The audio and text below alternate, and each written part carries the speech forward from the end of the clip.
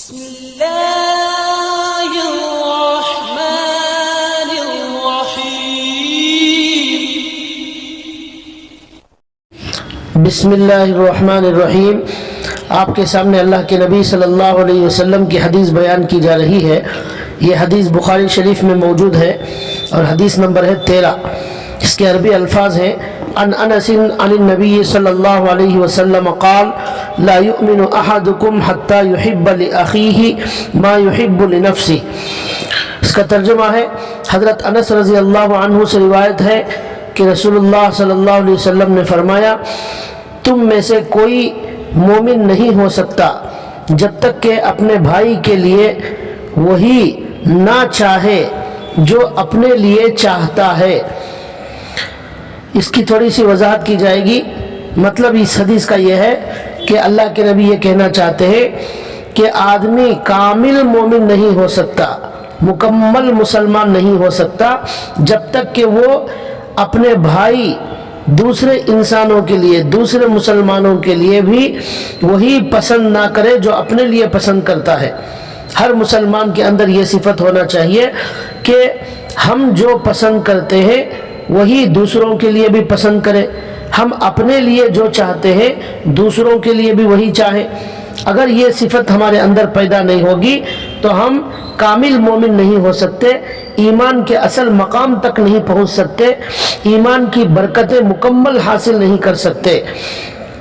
اور ایمان کی مکمل برکتیں حاصل کرنے کے لیے آدمی کو خود غرضی سے پاک ہونا چاہیے، بلکہ اس کے دل میں وسعت، اس کے دل میں گنجائش ہونا چاہیے، اس کا دل بڑا ہونا چاہیے اور دوسروں کی خیر خواہی ہونا چاہیے۔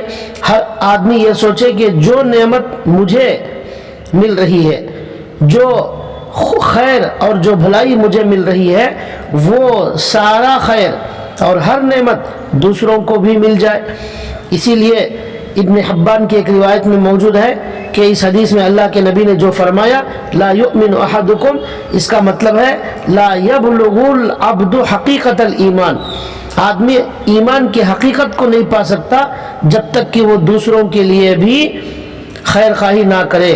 ایک اور حدیث کے اندر اللہ کے نبی نے فرمایا، حضرت معاذ رضی اللہ تعالی عنہ نے اللہ کے نبی صلی اللہ علیہ وسلم سے پوچھا کہ افضل ایمان کیا ہے، ایمان کا اعلیٰ درجہ اور افضل درجہ کیا ہے، یعنی وہ کون سے اعمال و اخلاق ہیں جن کے ذریعے ایمان کے افضل درجے کو حاصل کیا جا سکتا ہے۔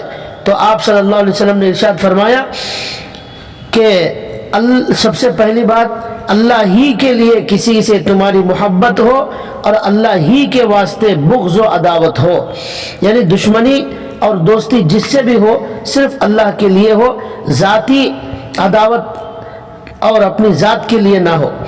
اور دوسرے یہ کہ اپنی زبان کو تم اللہ کی یاد میں لگائے رکھو۔ اور تیسری بات حضرت معاذ نے عرض کیا اور کیا یا رسول اللہ؟ تو آپ نے فرمایا اور یہ کہ دوسرے لوگوں کے لیے بھی وہی چاہو اور وہی پسند کرو جو اپنے لیے پسند کرتے ہیں اور چاہتے ہو، اور ان کے لیے بھی ان چیزوں کو ناپسند کرو جو اپنے لیے ناپسند کرتے ہیں۔ تو اس حدیث میں بھی 3 چیزوں کا ذکر فرمایا اور بتلایا کہ کامل ایمان کے لیے 3 باتیں ضروری ہیں۔ نمبر 1 اللہ ہی کے لیے دوستی اور دشمنی ہو، نمبر 2 دوسرے زبان ہمیشہ اللہ کی یاد میں مشغول ہو، اللہ کے ذکر میں مشغول ہو، اور تیسری بات اللہ کے نبی نے اس حدیث میں بھی فرمائی کہ اللہ کے جتنے بھی بندے ہیں ان کے لیے خیر خواہی کی جائے، سب کے لیے، وہ سب کے لیے چاہے جو اپنے لیے چاہے، اور اپنے لیے جو پسند کرتا ہے وہی سب کے لیے پسند کرے۔ اسی کو خیر خواہی کہا جاتا ہے۔ ہم چاہتے ہیں کہ ہر نعمت اللہ تعالیٰ کی ہمیں ملے، تو ہم یہی چاہیں کہ اللہ تعالیٰ کی وہ نعمت دوسرے بندوں کو بھی ملے۔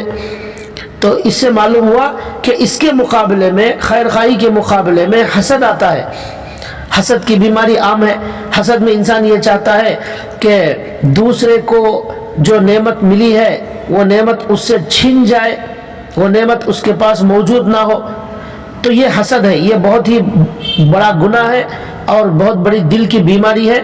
اس کے مقابلے میں ہمارے اندر یہ ہونا چاہیے، خیر خواہی ہونا چاہیے، کہ ہم ان کی نعمت چھن جانے کی خواہش کرنے کے بجائے بلکہ ان کو نعمت ملنے کی خواہش اور تمنا کریں. یہی ان حدیثوں کا خلاصہ ہے. قرآن کریم میں اللہ تعالیٰ نے ایک جگہ فرمایا ہے، چونٹی کا ذکر اللہ نے فرمایا. وہاں اللہ نے کہا قالت نملۃ یا ایھا النمل ادخلوا مساکنکم لا یحطمنکم سلیمان وجنودہ وہم لا یشعرون. یہاں اللہ تعالیٰ کہتے ہیں کہ سلیمان علیہ السلام جب ایک چونٹیوں کے میدان میں آئے تو ایک چونٹی نے کہا اے چونٹیوں، ایک چونٹی نے باقی تمام چونٹیوں سے یہ کہا اے چونٹیوں اپنے بلوں میں گھس جاؤ، کہیں سلیمان علیہ السلام اور ان کا لشکر جو آ رہا ہے بے خبری میں تم کو پیس کر نہ رکھ دے، اپنے قدموں سے نہ روند ڈالے. یہ چونٹی نے کہا. اس آیت کو اللہ نے یہاں پر جو ذکر کیا ہے اس کے اندر مفسرین یہ لکھتے ہیں کہ اللہ تعالیٰ اس میں یہ بھی بتانا چاہتے ہیں کہ چونٹی کے اندر دوسرے اپنے چونٹیوں کے لیے کتنی خیر خواہی تھی، اور یہ چونٹی جو اپنے لیے پسند کرتی تھی، چاہتی تھی کہ وہ اس لشکر کے روندنے سے بچ جائے، ہلاک ہونے سے بچ جائے. وہی اس چونٹی نے چاہا کہ دوسرے تمام چونٹیاں بھی اس ہلاکت سے بچ جائے، دوسری تمام چونٹیاں بھی سلیمان علیہ السلام کے لشکر کے روندنے سے بچ جائیں. تو یہی خیر خواہی ہے کہ ہم یہ سبق چونٹی سے مل رہا ہے کہ چونٹی بھی اپنے چونٹیوں کے لیے بھلائی چاہتی ہے اور خیر خواہی چاہتی ہے. لیکن آج افسوس یہ ہے کہ مسلمان اپنے بھائی کے لیے وہ پسند نہیں کرتا اور اپنے بھائی سے حسد کرتا ہے اور جلن اس کے دل میں آتا ہے اور یہ چاہتا ہے کہ اس کے پاس کوئی نعمت نہ رہے، وہ نقصان میں رہے، وہ برباد ہو جائے اور اس کو تکلیفوں کا سامنا ہو. یہ ایک مسلمان کی صفت نہیں ہو سکتی، اس لیے کہ اگر مسلمان دوسروں کی برائی چاہے گا تو پھر وہ چونٹی سے بھی گیا گزرا بن جائے گا.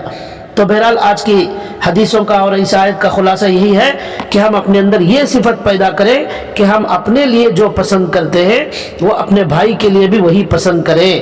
اگر ہم یہ کام کریں گے تو ہم کامل مسلمان بن جائیں گے.